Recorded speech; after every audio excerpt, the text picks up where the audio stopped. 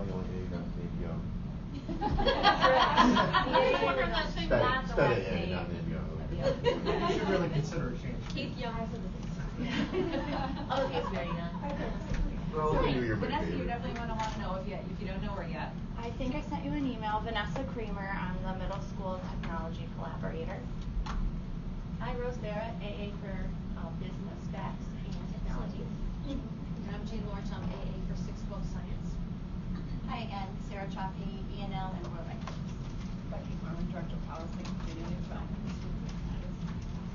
Giving Elizabeth Wood, Assistant Superintendent, I think you've met. Yes. And Michelle. And we just met, Mike Rosario. Very good. Welcome. So Vanessa and I were talking, I don't know, not too long ago, and she said she found this really cool thing in eDoctrina. And okay, well, who am I to say whether or not we all know that this exists in eDoctrina? And when Vanessa gets excited about something, that usually means we have the potential to get teachers excited about something. And who better to start with than us in terms of building our awareness about what exists in the system. So Vanessa, take it away. Okay, thank you for asking me to come here today. When I started preparing for this, I kind of reflected on myself as a teacher from last year, so I'm going to share with you some of the reports. I always try to look at a technology platform, like how is this going to help me, how is this going to help my students, if at all, and that's, is it going to enhance what I'm already doing in the classroom? So I'm going to walk you through a series of things that I reflected on. I tend to be really hard on myself when I do reflections, so I might be hard on myself, and I hope you're hard on the data that I give you today too. I actually watched the whole video on eDoctrina instead of opening up my laptop and trying to shut her up, not shut her up in a nice way, trying to log out of Mrs. Burnout. I actually watched the whole thing and I clipped the graphic because I really do like the video's message. That this platform is really supposed to help us work as a team, which I get really excited about. It's supposed to pull together the teacher, the students, the parents, and the administration. That's you guys right there. And I really think the report I'm about to show you is going to do that. If you're ever thinking about using this platform when you present to your staffs, I really like that it goes right to your devices, in case it's a huge group too that can't see your stuff in the back. But another pro of it is that if you have like presenter notes that you want to give here, you can also click on here to like remind yourself, did I hit all the things that I wanted to say? You have time to write here. I'm going to ask you to write if you don't mind. So I started reflecting on the major two reports that I give as a middle school math teacher, which were the interim and the report card. And I wanted you to put your parent hat on for a minute, if you don't mind. And I want you to think how you feel as a parent from seeing this. What are you feeling? What do you glean? What are you thinking? If you don't mind just typing and thinking. I can't read the comments. Okay. With my glasses on. I'm so glad that you're doing that. You're asking me a question. If you click on that image, there's going to be a blue box with arrows popping out, and it should increase your screen. Now, when you want to click out of that, you can click again on that blue thing. It'll bring you back to normal where you can write. I was only able to, since this is my last year data, I was only able to pull all 4 quarters and only quarter 4 comments.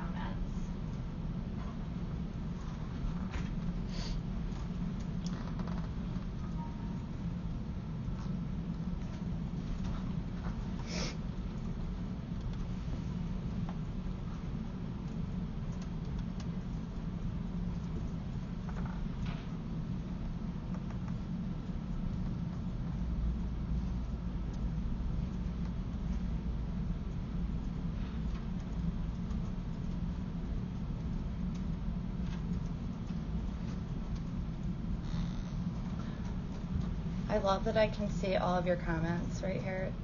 As you're typing, I've projected us as a group.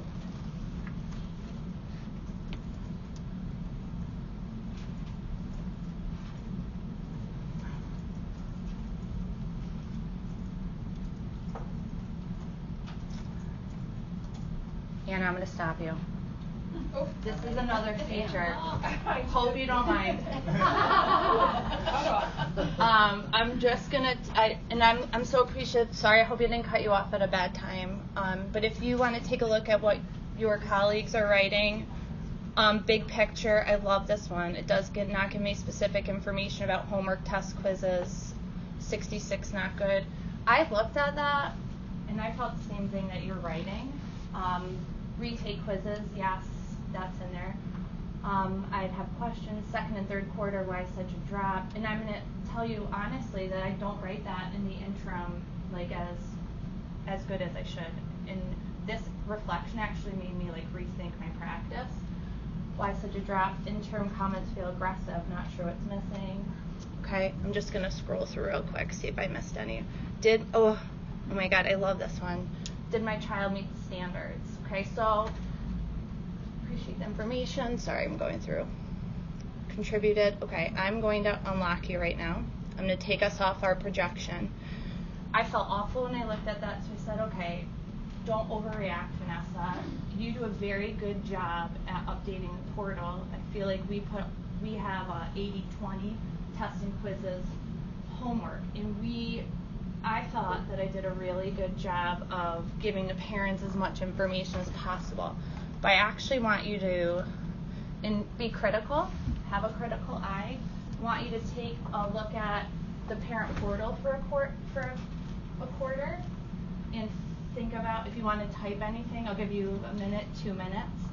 How do you feel about this? Do you feel that this has provided more data to the parents? Do you have any questions about it? I've never done this before. Reflected on my own parent portal.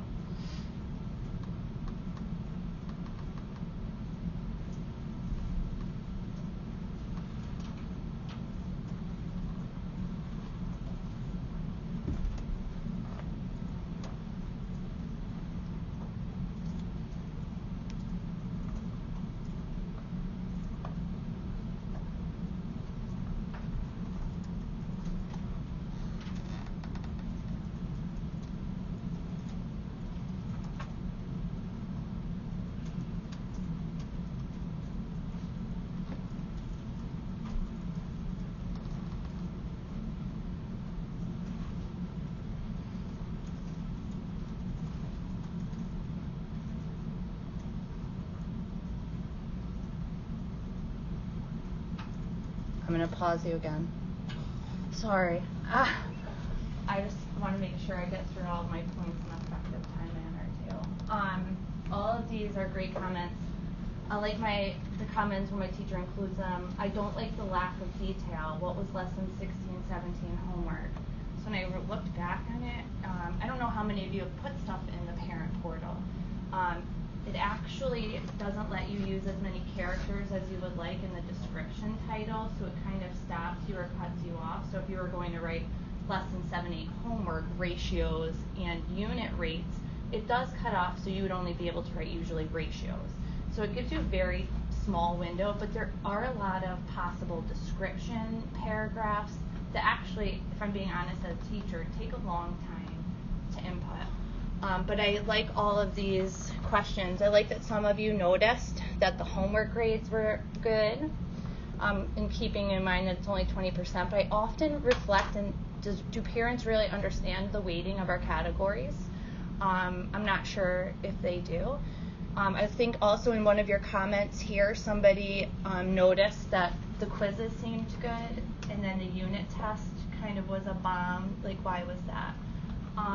I'm going to tell you, I still didn't feel good as a teacher after I looked at that portal. I was kind of like, oh my God, after I know now what I know about eDoctrina. And that's kind of the purpose of me talking to Dr. Wood about this RTI progress tracker that I'm about to show you. This is 6th grade math is currently giving all of their common assessments on eDoctrina, and I was given permission from my replacement, Erin Turgenach, to use all of her data with you guys today. I actually like this screen a lot better. Is there anything you want to write or type, or we can even comment as a group if you don't want to do the typing anymore? Is is there anything here that makes this data screen better than the ones that I've shown you previously? It's easy to read very quick. The graph gives you all the information. Amen to relative performance, because you cannot, I drive my own two crazy. They come home and, oh, I got an 82 on this. I'm like, okay, doesn't tell me much. How did everybody else do? Right? Because I don't know what is 82 really good or not good. And I feel like my two boys, their one takeaway from their whole school experience will be, my mother really only cares how I did relative to everybody else. I might have to. I was doing a type of My thing daughter, in that Chris moment. That's true. My daughter will come home and go, oh, we had this really hard test tonight. Right. Mom, everybody failed it. So then I know, I would appreciate at least hearing everybody else failed it. Yeah, but I take that with a right. I take that with a grain of salt. I'm like, I can look this up on Infinite Campus if I really want to. Mine actually comes home and says now, I got an 86, but Mom, the overall average really was like an 86. Like everybody bombed the test, or everybody did the help. Yeah. I think it's even powerful that your kids are telling you or even thinking about relative comparisons, because I think they're smart enough to understand. Even my 6th grade middle school students, they get it. So this bar is how the student did compared to the district average.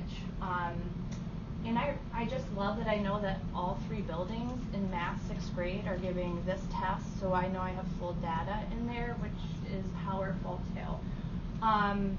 So this is the top of the RTI progress tracking report.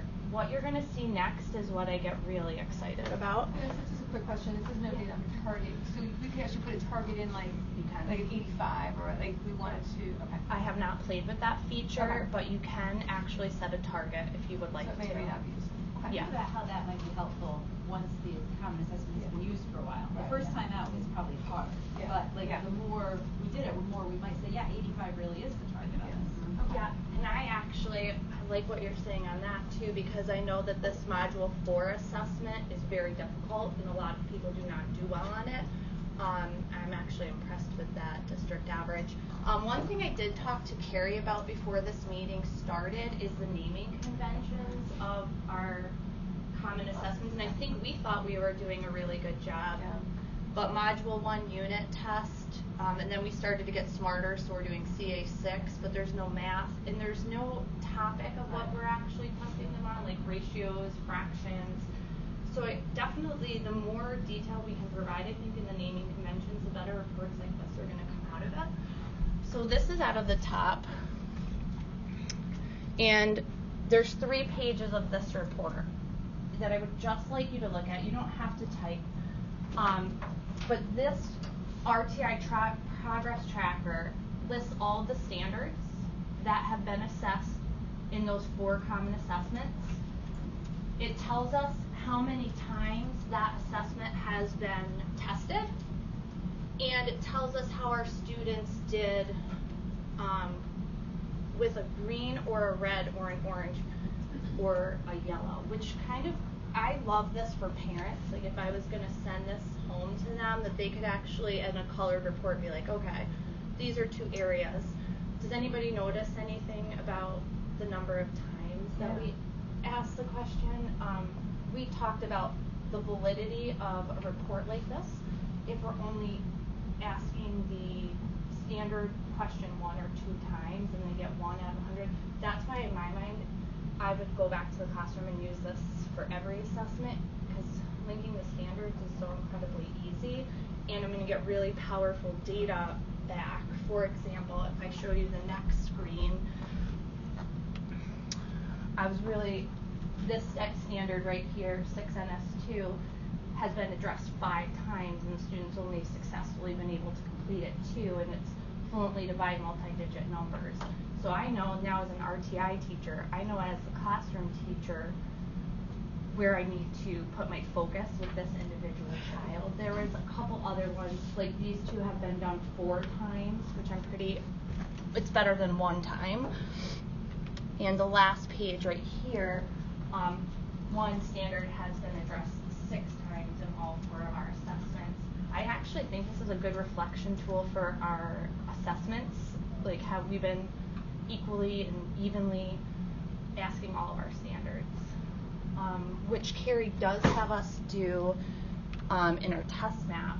So we grumbled by this. I love being honest with you guys because I feel like I am talking to you from what your employees are saying. When Carrie came to us and asked us to do this, really kind of were like, oh my God, why? No one's ever looking at these. We're just giving them to her. And then once we sat down and actually did it for our assessments, we're like, wow, okay, we're going to eat our words here because Carrie just made sure that we're addressing every single standard in our module. And then we liked it so much, we moved to all of our quizzes. So all of our quizzes are all, everything's test mapped, every assessment. And I feel really lucky to have the PLC that I have, who's got on board with giving common assessments and really starting to see the value in it. I hope that reports like this change everyone's mind in a way. And that's all I had on that report before I went to another eDoctrina thing. Did anyone have any questions about that or comments? Well, this is something we've talked about, and that's the concept of whatever goes in, we'll bring it out. So whether we look at it as a process or, you know, like let's start with this, but ultimately a lot of these reports, and not just this one, if you put the standards in, it's very powerful. And if you don't, you're getting good data, but it's limited in terms of what you can do with it. I feel like if you don't put the standards in, it's almost equivalent to like a Google Forms quiz or something that we've already always been giving, and it's not amping it up to the next level. But thank you for saying that. What we put into this, and I know it's cumbersome because I've been playing with it a lot, and I know it's sometimes hard to navigate, but it's a very powerful tool. So Vanessa, that last screen, was that all of, sorry, the one before that, where you could look and see, those are averages across all 6th grade math classes? I'm so glad you asked that question because I wasn't clear. Thank you, Michelle. This is one report for one student. So this is your son or daughter, this is your student, and we can export reports like this based on every single student we teach so that they can kind of be engaged in their learning. Like, I love that when a kid's like, wow, I really don't know this.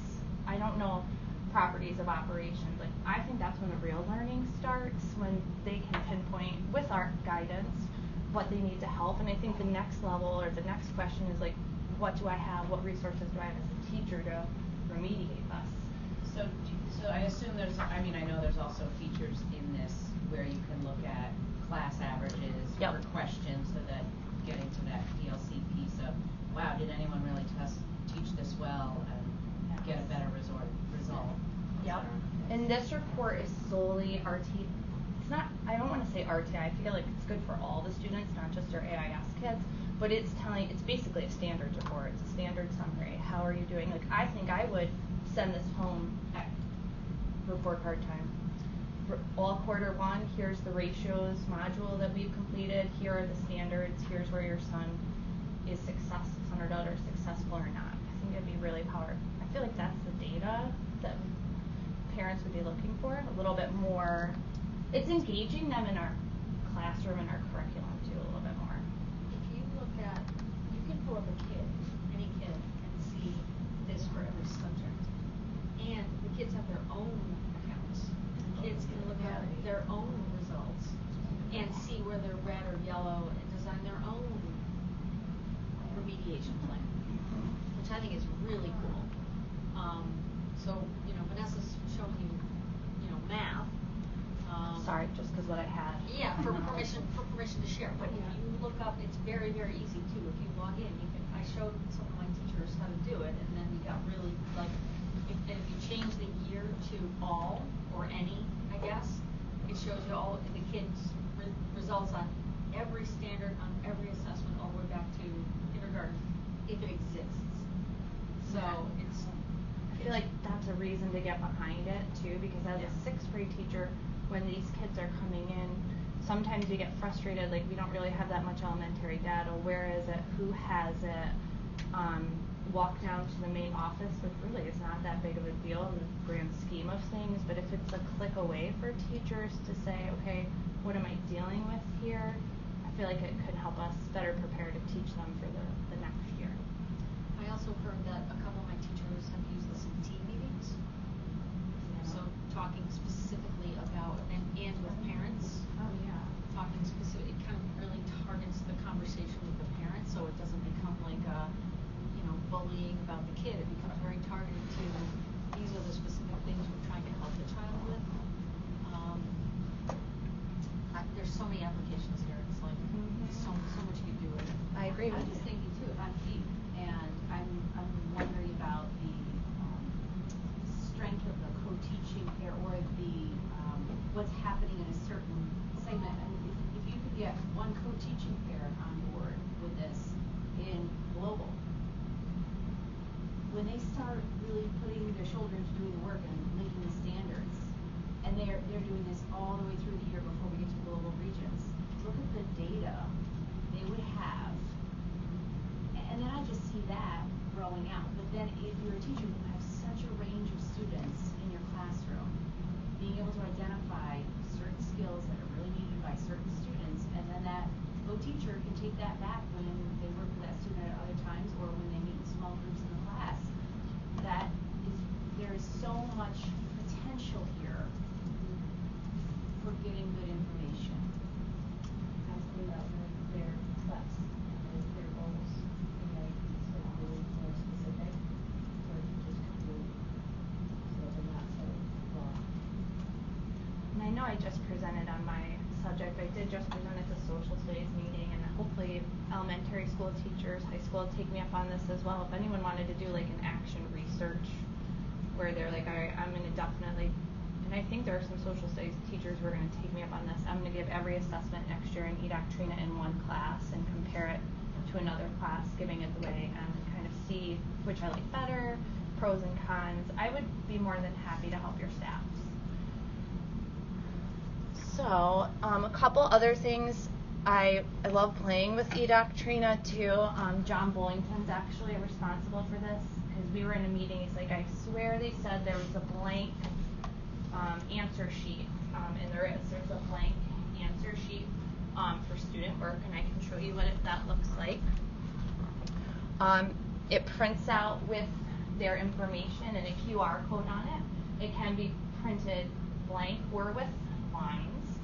And I tried to play with it a little bit just to see, okay, what data does the teacher see after it's scanned in? And it does pick up the writing. It's not just a bubble sheet platform, which I fear that it will get turned into if some of these things the word isn't spread. And I do have a math teacher today who, luckily enough, if you can see this, and I explain it well, she was giving it online. It automatically grades it for her. She also gave her students the blank sheet to show all of their work.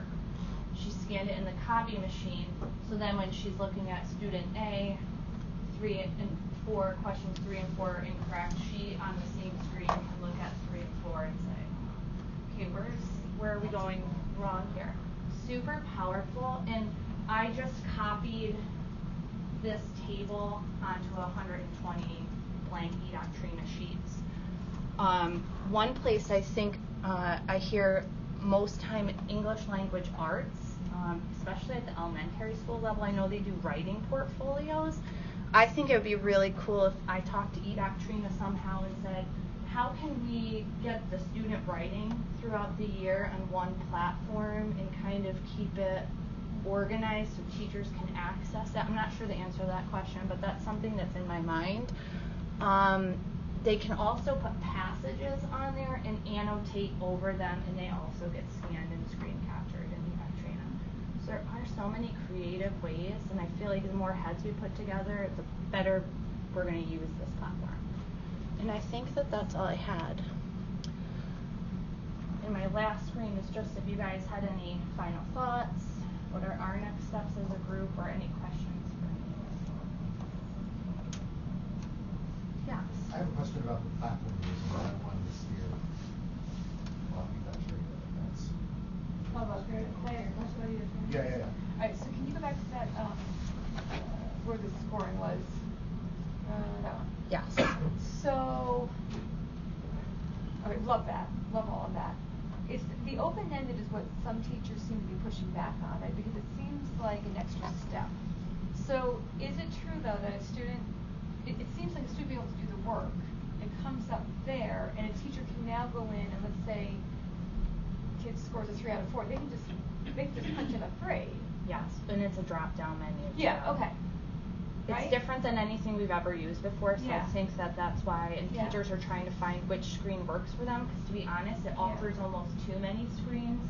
It offers so many choices for teachers, I think that overwhelms some of them. But Yeah. yes, it's a simple, if I can get into it right now, it's a, That's how many teachers block it, and I get it, like, they're looking at the paper, and they're used to putting a score on it, and they're seeing, oh, I have to go put a score into eDoctrina, and like, it feels like double. Whereas if it's scanned, and now I'm actually just looking at it once on the screen, and I'm putting my score into it, that would seem to me like a nice. let me see if I can find the assessment really quickly here, just to show you guys what she's talking about.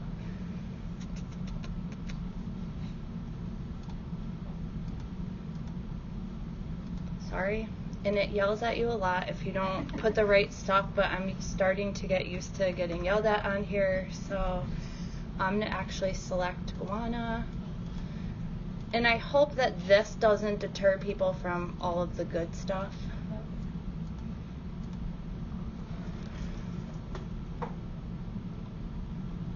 So this was a screen, that presentation had a screen capture of this screen right here, where Erin was able to see the student work was this camera, and she just adjusted the screen to fit her screen.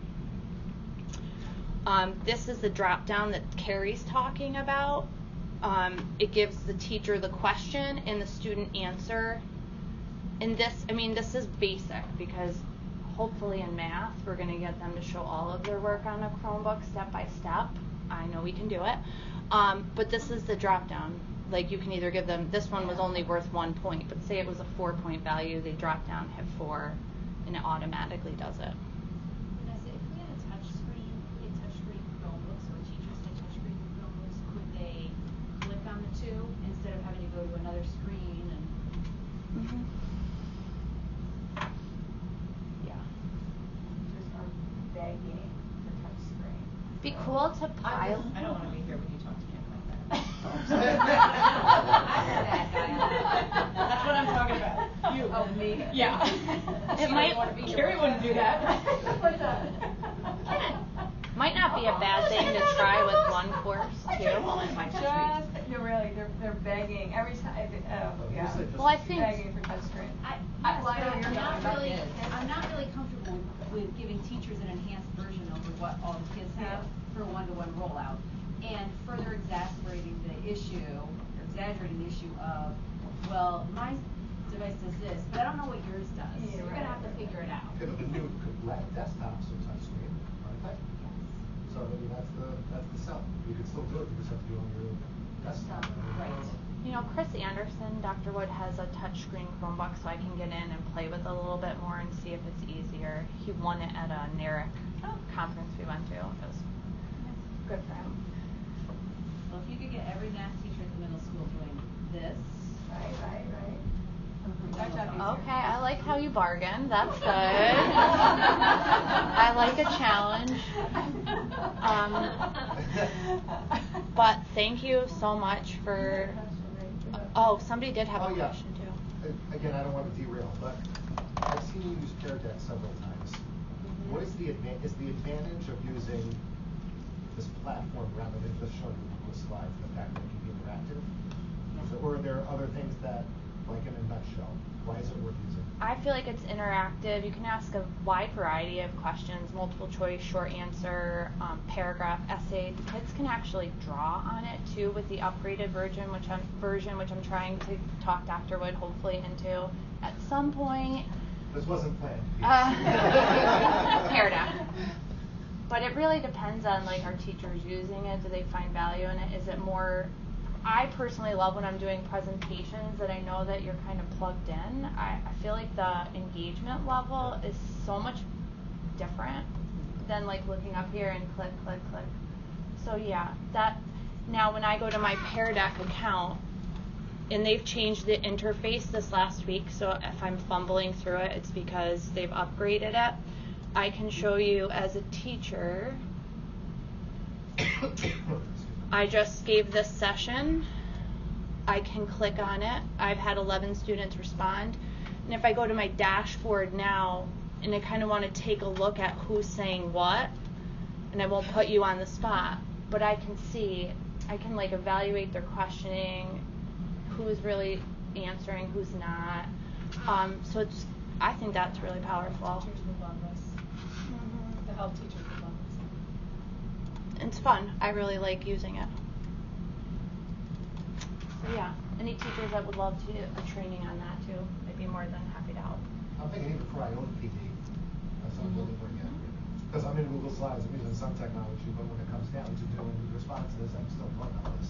Not that this is bad, sometimes this is what you want to do, but I was just curious, thank you. It's good to switch it up, and I do find like at department meetings when you're trying to ask, I feel like I get more responses. I didn't use it at the last department meeting I presented on it, and I'm upset that I did because I wanted them to rank what I had listed to present as important, and when I asked, no one said anything. So I went through my whole list, and it was a dry meeting. If I had given them more choice in a silent manner, I think it would have been a much more effective meeting. Great, thank you. Well, yep. Thank you. Thank you. Thank you.